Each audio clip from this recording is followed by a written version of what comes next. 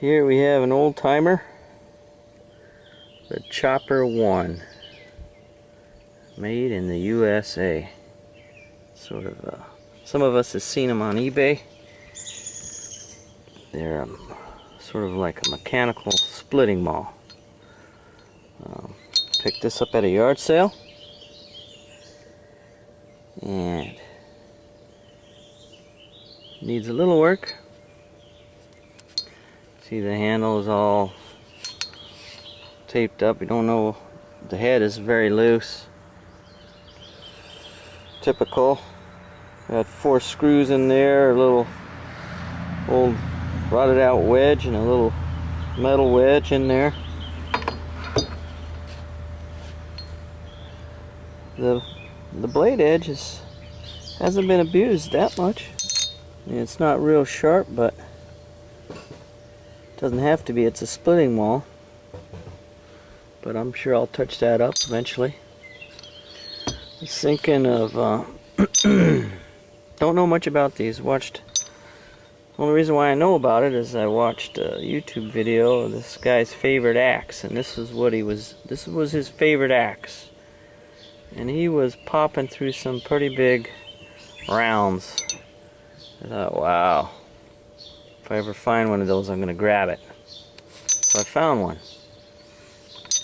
And actually, I got it for free. I looked at it and picked it up and looked at it. And I said, how much you want for this thing? He says, if you take it out of here, you can have it. So guess what? Went right in the back of the truck. But I knew that it needed some work. First of all, these little mechanical wedges is what I'm going to call them. They are spring-loaded. But well, there was, not knowing anything about this, and when I first got it, I was very confused as to what. But you see this hole down here? There was a piece of wood wedged through there real tight. Why, I don't know. But then I looked down this hole and I saw a spring in between the wedge of wood that they stuck in there. On closer examination, on the other side, they had this. It was just like this.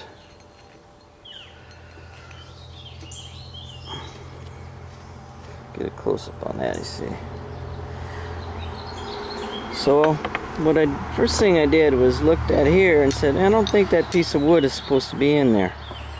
So I drilled it out, finally got it out, and then I was able to pull this out. And this is the part that we're going to repair. And if you have a chopper axe and you find or yours needs repair, once you figure this thing out, it's not going to be very hard to repair at all. So one of these I think we're gonna still use this spring. I don't see why not. It still feels good. It's just gonna be a little bit shorter. Gonna trim it maybe just a bit, and still got plenty of life in it. But I'll need to find another spring, and I'll cut a piece of wire. I don't know, maybe a piece of coat hanger or some high tensile wiring, fence wire or something. But really anything just to bridge this across and put a spring rather. And you can see right back here, get the angle right, see the spring hooks into that hole, goes through that hole, and it's supposed to pull tight like that through here.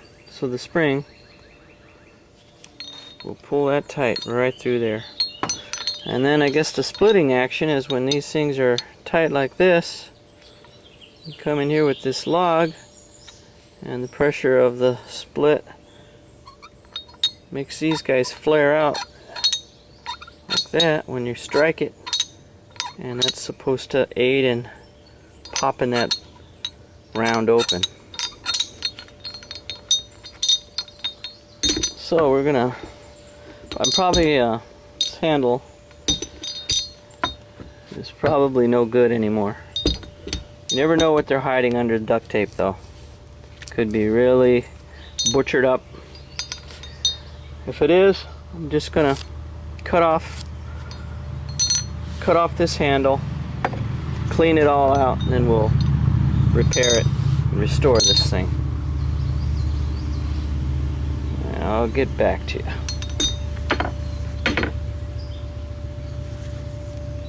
Better yet, let's just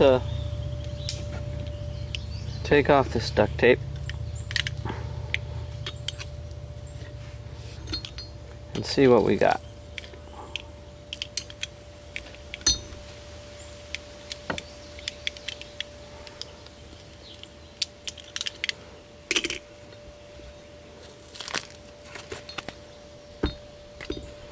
Well, wow, that looks pretty good. That duct tape was on there for who knows what reason. But there looks like there's plenty of room here that I could see. There's the collar of this handle. So there's room for that to come down, and I could seat that better. So this handle can be saved, which is excellent.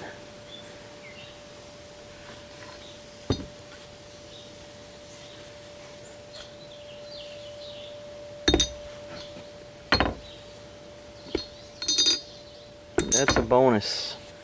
Hidden under that duct tape is a perfectly fine handle.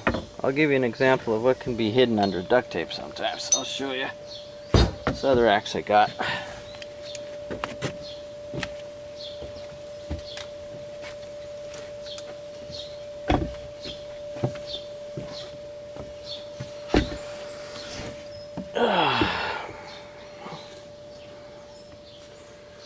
Peel the duct tape. I had duct tape all the way down to here. From here all the way up to here. So almost about a foot of duct tape taping this handle. And here, if this was all it was hiding, would be not that bad. Nice little ding, but it's not going to affect it that much. But over here, wow, look at that. The whole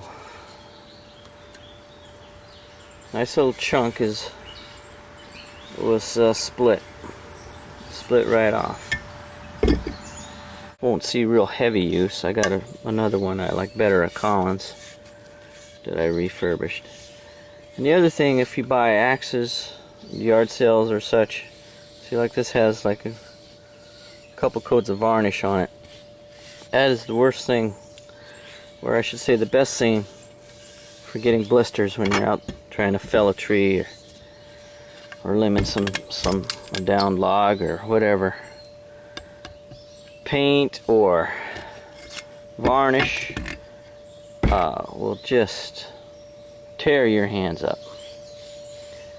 So the first thing I do when I get something like this is strip it. Either sand it or get some spray stripper. I'll show you. Here's some spray stripper. Really works good. And it's really easy to use. Shake it up. You don't need no paint brushes, no rags. You just spray it on, let it sit for a while, and get a putty knife and just kind of scrape the layers of paint off.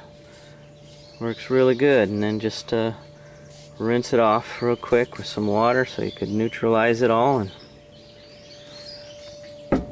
this axe here had 3 layers of paint on it. So usually you have to spray it for each layer of paint. Sometimes it'll cut through a couple, but you had to go through silver. Still some on here, but I'm not worried about getting it all off. A little bit on the axe head. There was a blue color, and then this kind of a green. But look how nice that handle, hickory probably, feels really good. Then you take some like 60 grit sandpaper and get off all that dead wood and that gray wood, and then you put a nice coat of linseed oil on there. Boy, what a difference that makes. Now there's a nice, very nice grip, feels good. You could, not saying you won't get a blister, because we're not used to swinging axes, you know, for more than an hour or two. But if it was painted up and you used it, you'd probably get a blister in about 15 minutes.